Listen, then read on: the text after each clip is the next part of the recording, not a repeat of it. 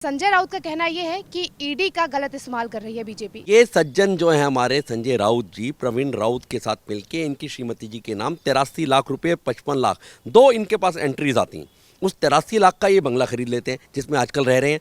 उस बंगले की कोई भी लेनदारी या उसकी कोई इनके पास कोई रसीद नहीं कि इन्होंने कहाँ से लिया है। अगर ईडी कुछ प्रश्न आपसे पूछ रही है, उसके पास सारे ट्रैक रिकॉर्ड्स हैं, उसके पास सारे ट्रांजैक्शंस हैं, उसके पास सारे एविडेंसेस हैं, तो आप वहाँ जाके जवाब दीजिए ना। परंतु टैक्स पेयर का पैसा, गरीबों का पैसा अगर आप लूट के अपने बंगले बनाएंगे और आंखें दिखाएंगे और फिर पॉलिटिकली मोटिवेटेड बताएंगे तो टाइम इज़ गॉन।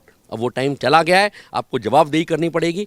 कल ये मराठा कार्ड खेल रहे थे, क्या मैं मराठा हूँ, मराठाओं के अगेंस्ट काम हो रहा है। पहले उससे पहले क्या खेल रहे थे, इमोशनल कार्ड, हम 25 साल एक साथ रहे हैं। कहते हैं कि आप अपने बाप की पॉलिटिक्स करिए, उद्धव की पॉलिटिक्स मत करिए। ये संजय राउत के शब्द थे, आप भूल गए क्या? क्या वो लोग मराठा नहीं थे? ये व्यक्ति वो व्यक्ति है जिसने कभी कोई काउंसलर का इलेक्शन नहीं जीता, जिसने कोई एमएलए का इलेक्शन नहीं जीता, जिसने कोई एमपी तो छोड़ दीजिए, मनोनीत एमपी राज्यसभा के हुए और रिमोट से ड्राइंग रूम से बैठ के शिव सैनिकों को और इस पूरी सरकार को चलाने का ठेका लिया करते थे और सबके साथ बदतमीजी किया करते थे। जो हमारी छाती पर मूंग दला करते थे, टैक्स पेयर की छाती पर मूंग दलते थे, अब वो दिन दूर नहीं है कि वो 5-7 सलाखें 15-20-50 सलाखें इनके लिए छोटी पड़ जाएंगी। ये सब जेल के अंदर जाने वाले हैं। नमस्कार, मैं हूं काजल सिंह और आप देख रहे हैं खबर इंडिया। संजय राउत की मुश्किलें अब बढ़ती जा रही हैं।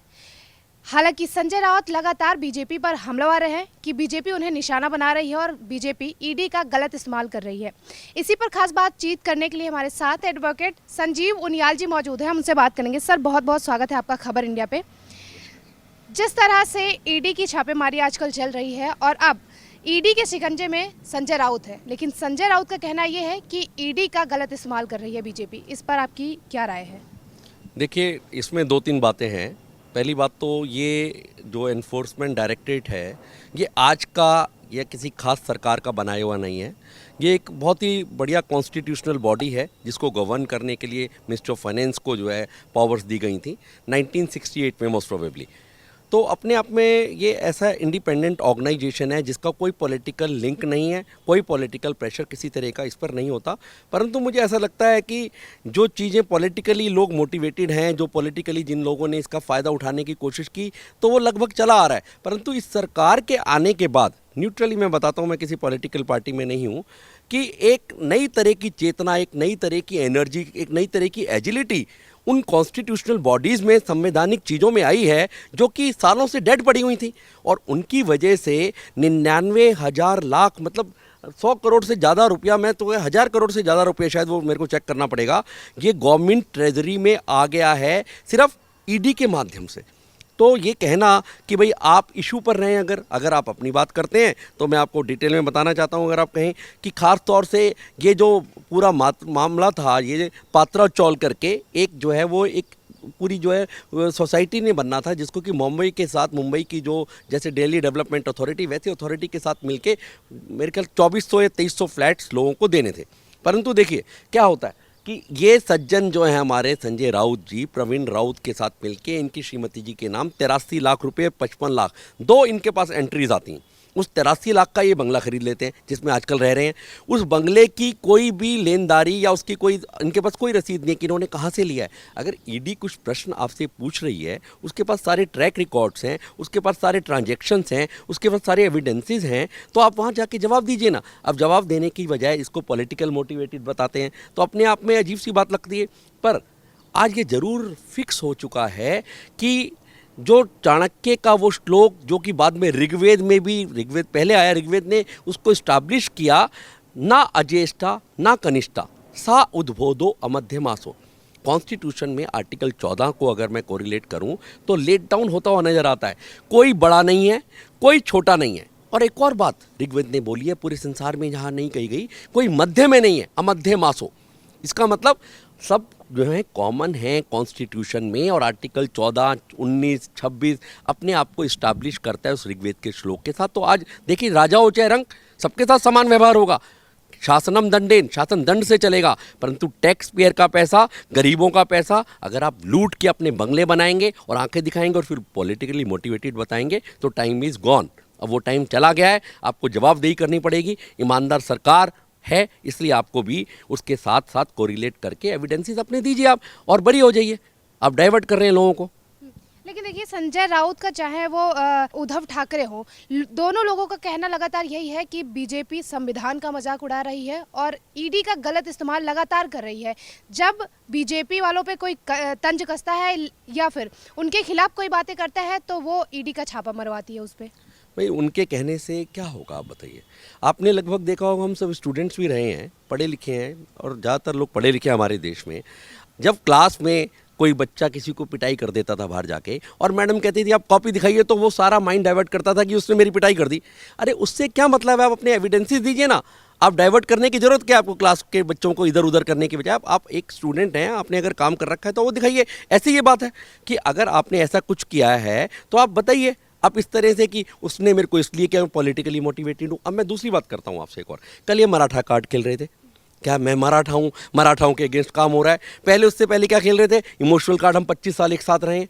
कभी आप इमोशनल कार्ड खेलते हैं, कभी आप विंडिक्टिव पॉलिटिक्स कहते हैं कि मेरे को विंडेटा के दौरान जो है इसको गिरफ्तार कर रहे हैं। अगर मराठा कार्ड की बात मैं करता हूँ तो ये भूल गए हैं क्या संजय राउत?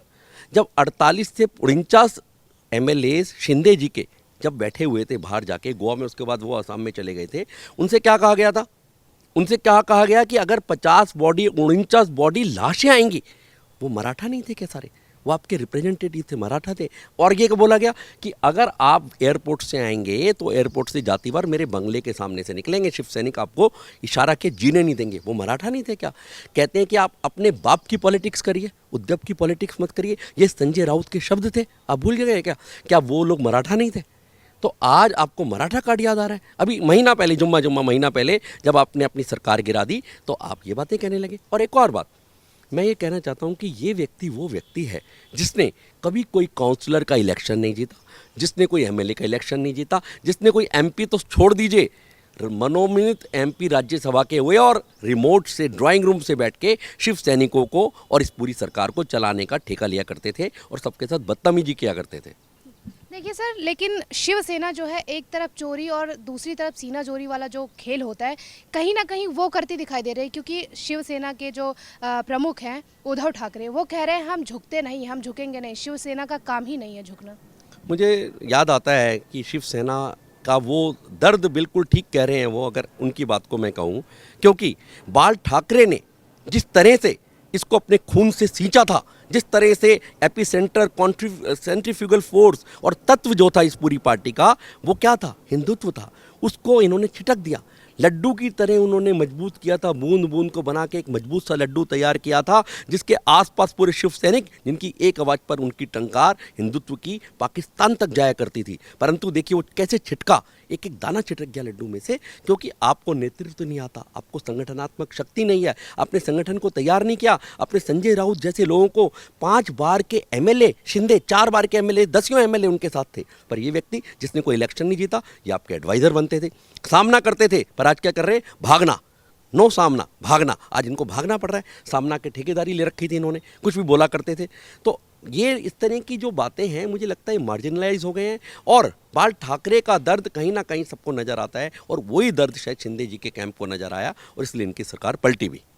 क्या लगता है, अब बीजेपी पर जिस तरह से हमलावर हैं, तो वो कहीं ना कहीं अपनी नाकामियों को छुपाने के लिए, या फिर जो अपने किए गए जो गैर कानूनी काम किए हैं उसको छुपाने के लिए ये सारी चीज़ें की जा रही हैं? नहीं, देखिए ईडी को सुप्रीम कोर्ट ने अभी एक जजमेंट दिया। बीइंग एन एडवोकेट मैं बता सकता हूँ, 545 पेज का जजमेंट था। उसमें ईडी पर जो भी लोग 242 पेटिशंस थी जिनको क्लब किया गया, ये अलग अलग लोग, सारे चोर चोर मसेरे भाई।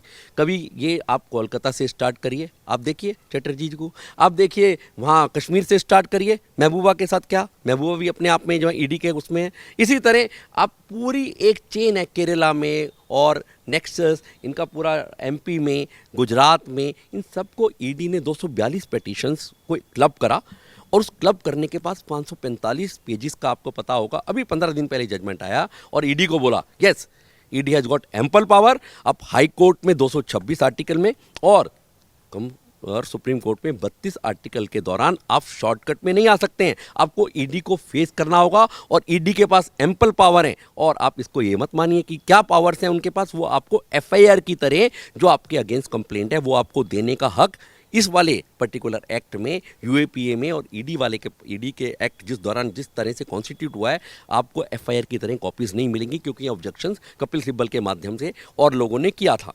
तो वो जजमेंट अपने आप में इतना पावरफुल है कि उसके बाद ईडी को एक नई ऑक्सीजन मिलती है, और उस ऑक्सीजन मिलने से ही इस तरह के जो करप्ट लोग हैं, जो हमारी छाती पर मूंग दला करते थे, टैक्स पेयर की छाती पर मूंग दलते थे, अब वो दिन दूर नहीं है कि वो 5-7 सलाखें, 15-20-50 सलाखें इनके लिए छोटी पड़ जाएंगी। ये सब जेल के अंदर जाने वाले हैं। पहले जो है राहुल गांधी, उसके बाद ममता बनर्जी और अब जो है संजय राउत।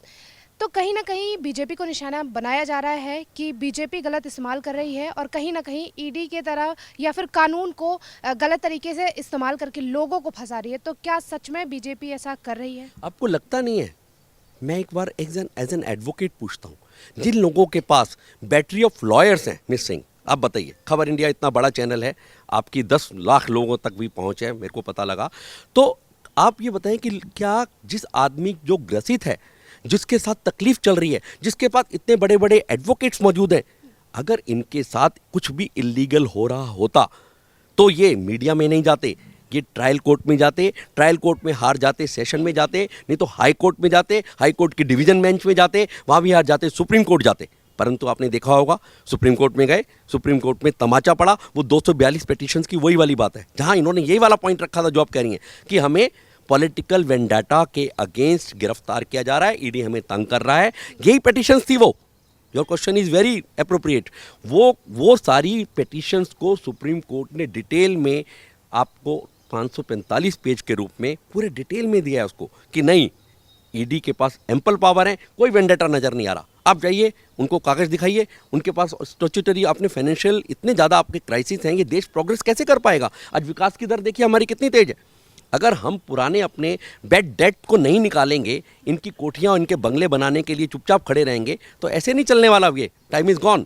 बनाया आपने था, ईडी गवर्न किया था इसी कांग्रेस ने, इनके नाना जी ने किया था, जो आज दौड़ते फिर रहे हैं। और किसको इम्प्लीमेंट किसने किया? जिसके अंदर विल पावर है, जो व्यक्ति ईमानदार है, जो व्यक्ति दमखम रखता है, जो इस देश को आगे बढ़ाना चाहता है, जो सब कुछ छोड़कर अपने घर में बैठा है और मोह नहीं है उसको किसी तरह का। सबसे बड़ा खतरनाक काम क्या है कि मेरे को पुत्र मोह है। पुत्र मोह में मैं चाहता हूं कि मेरा पुत्र वहां तक पहुंचे। मेरे को संगठन का मेरे पास कोई दम नहीं। आप देखिए क्या मार्जिनलाइज हो चुके हैं, सिर्फ क्यों हो चुके हैं मार्जिनलाइज आज? अब देखिए, आज भी झारखंड के 3 कांग्रेसियों के यहाँ रास्ते में पकड़ा गया। आपने देखा कोलकाता ने पकड़ा, कितना बड़ा अंबार, 22-23 करोड़ का। अभी 23 करोड़ का वो निकला अर्पिता के पास निकला पार्स के थ्रू। कितने पैसे आ गए? 50 करोड़ तो कैश आ चुका है। तो हमें दर्द होना चाहिए कि ईडी कितना अच्छा काम कर रहा है। हम सबको अप्रिशिएट करना चाहिए। आप मीडिया के नाते आप लोगों को बताना चाहिए आपको भी कि काम ठीक हो रहा है, और इसी तरह के इंटरव्यू लेके लोगों तक पहुंचाना चाहिए।